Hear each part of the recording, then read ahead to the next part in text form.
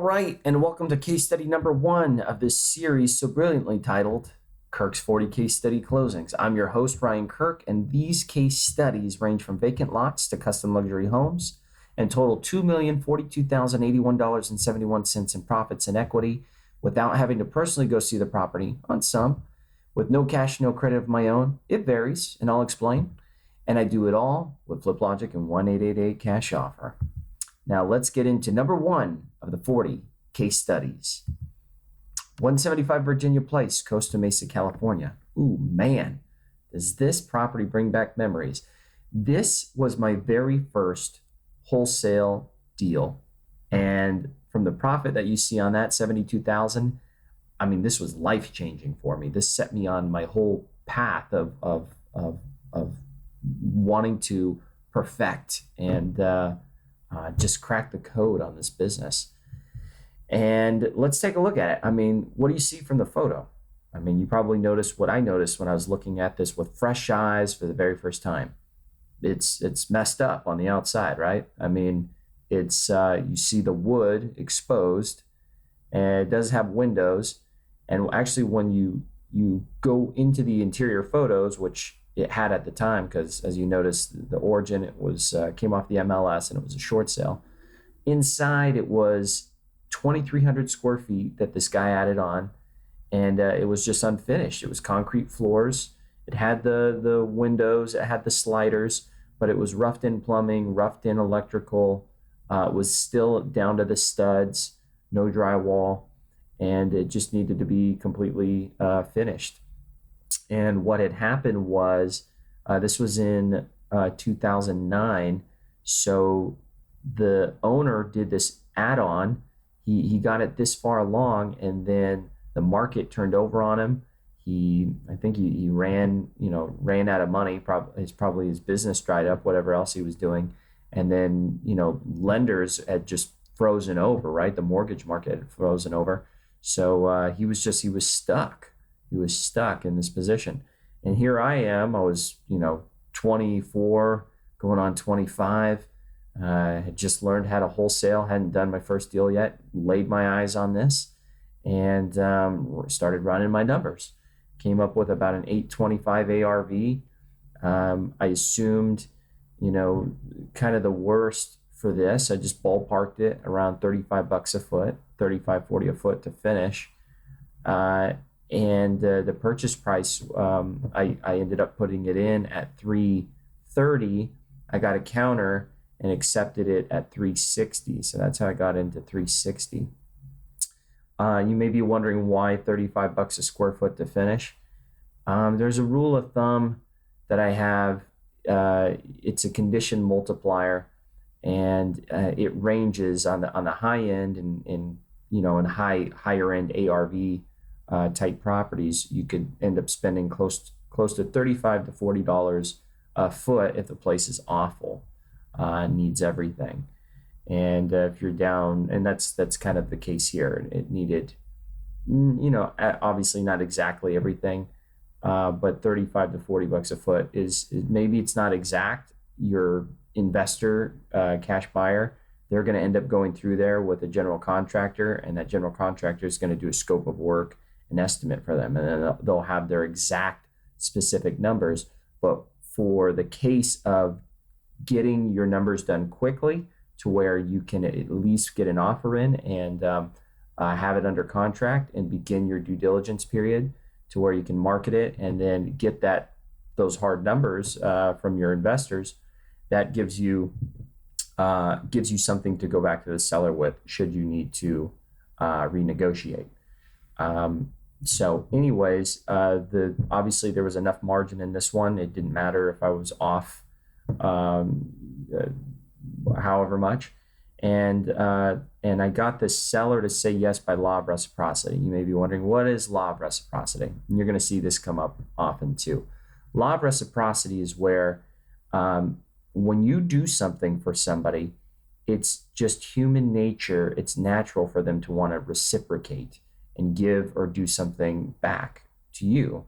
So in this case, if you look at the offer terms, I offered all cash, 30-day close, and offered to pay all closing costs. So Mr. Seller or Mr. Agent, if I were to pay all cash, close in 30 days, and pay all closing costs, what's the best price you can do for me, right? So that's the law of reciprocity. And they may not always be able to tell you, especially an agent, it just depends, or the seller. They may say, you know what, just go ahead and put it in writing. But it's always best if you can get them to reciprocate with a purchase price.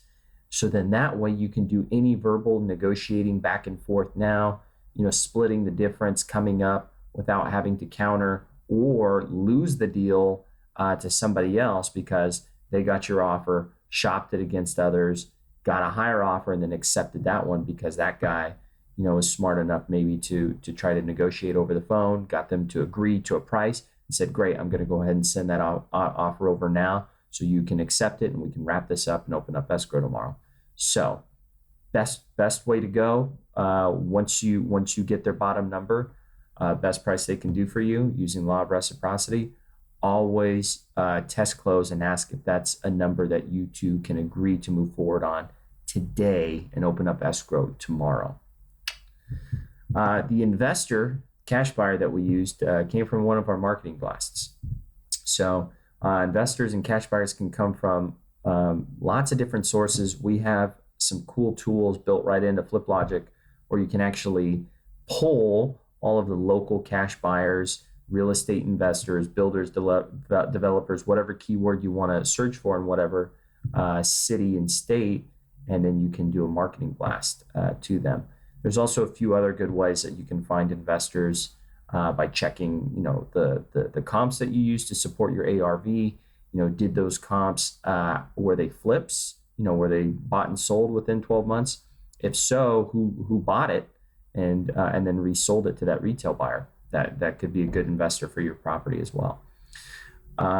So the system we use is FlipLogic. The funding that we used on this is actually used 100% private financing to fund it, and then had a cash buyer close, and I did a double close with a cash buyer who paid all cash. I talk about assignments, and that's what I mostly use and want you to use. 99% of the time is assignments because it's going to save you closing costs, and it's just going to put more money in your pocket. The only time you really want to use funding to do a double close, if you're going to wholesale by doing a double closing, is like in this case. At the time, I was nervous to show that much profit to my investor, and I wasn't sure how to not do that. I can show you, and we can talk more about that later on how to actually do that. Because today I do deals with that large of a profit and a short sale, and I can still do it without having to use funding. And that's in short, you do that by adding a co-buyer to your contract using an addendum, adding them on as a co-buyer. You guys both close as tenants in common with both of you on title, and then you do you give them a quitclaim deed in exchange for them giving you your the difference that you guys agreed upon, from what you assigned it to them for. And you may be wondering, well, why would somebody give you so much money? The reason is because you get them to commit to the deal before they even see what your contract price is and see what you have it under contract for. You may say, well, how do you get them to do that? Well, you send them a redacted copy of your purchase agreement. When you send that over to them with the wire instructions and the assignment agreement, they can't see what you have it under contract for. They can't use it against you. And they may say, well, and it comes up. Not always, but when it does, if they say, well, what do you have it under contract for? You just say, you know what, that's confidential. I can't disclose that. And if they say, well, I'm going to find out anyway, you're going to say, yes, you will. But you have to wire a deposit, non-refundable, in order to be able to see that. So, but I've got other buyers behind it who want it. I'm not going to stop actively marketing it until, I have a signed assignment and non-refundable deposit. So would you like the deal, or do you want to think about it? And at that point, they're going to go, no, I want the deal. Hey, and then they see how much you're making. And The only reason why they're still willing to pay and they don't care is because it's a good deal and you've done your numbers, right? So it's not based on, whether you're just making an assignment of, a big 5-figure check. It's based on the merits of the deal, the ARV, the repair costs that need to go into it so they can get to their ROI and their net profit. And that's what FlipLogic helps you do, is determine those numbers and market that to buyers easily so they're engaged, they want the deal, and then you just simply do the paperwork and just keep it confidential until they wire a non-refundable deposit. So that little trick will save you, a ton of money in fees and closing costs. So I hope that was helpful for you. And it's really cool getting to share my first deal with you. And I look forward to catching up with you here on the second case study and working with you on your wholesale deals. Y'all be well. Take care. And I'll see you on the flip side. I guess that's going to be my sign off for the series. See you on the flip side.